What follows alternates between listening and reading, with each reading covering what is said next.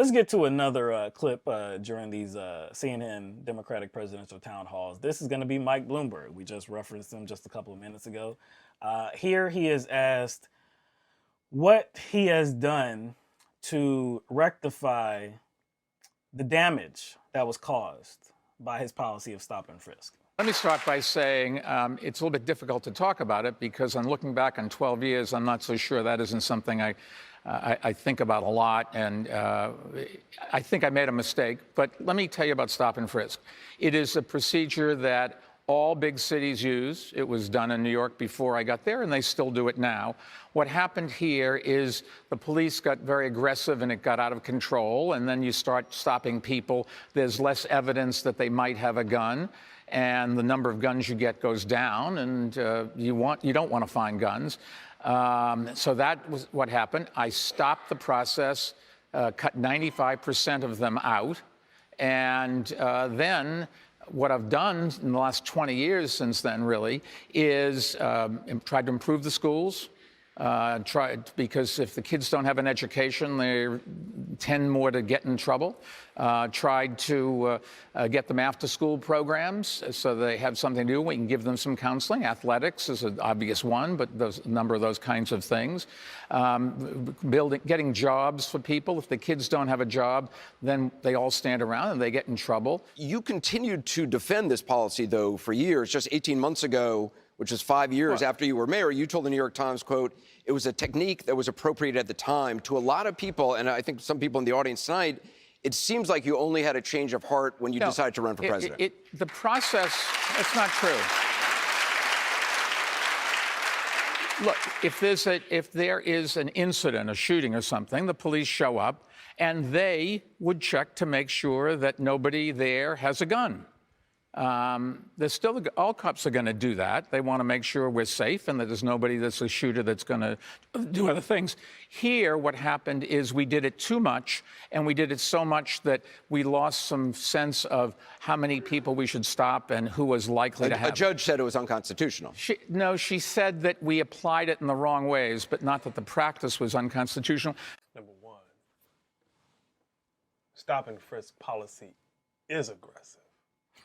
Right? It's already aggressive. It's already aggressive. So he's making it seem as if, like, hey, it's not the policy that's aggressive. It's just the cops got out of hand and just took it too far.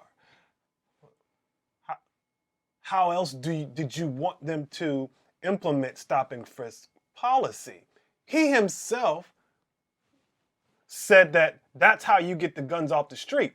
Throw them up against the wall. Those were his words. So he's saying that the cops got too aggressive.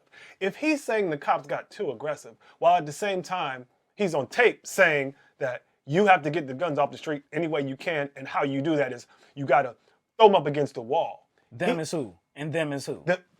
Who is them, too? The cops. No.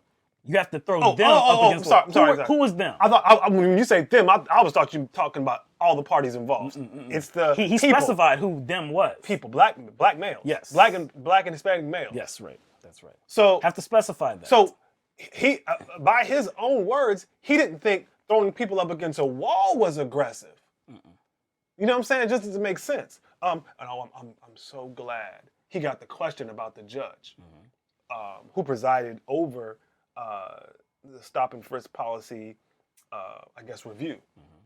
And the judge he's talking about is Shira Scheindlin. And she ruled that stop and frisk policy violated the civil rights of people of color.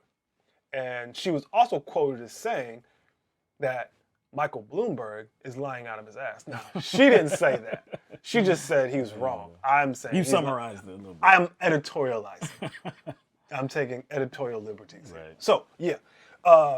She said, nah, it wasn't like that. Michael Bloomberg didn't just stop it once he figured out things were just going awry. This judge says that he had to be forced to stop. Right. Those are her words. Now, who do you believe?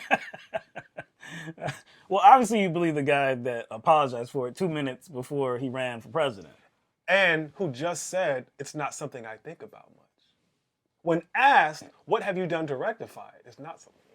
Damn, that's not a good answer. No. Yeah, look, he did inherit it. I guess we can tell some truth. He did inherit it. Okay, cool. What did he do once he got into office, though? Did he just keep that policy at the level that it was? No. It got increased dramatically. He came into office in 2002. That year, there were about 98,000 stop and frisks. By 2006,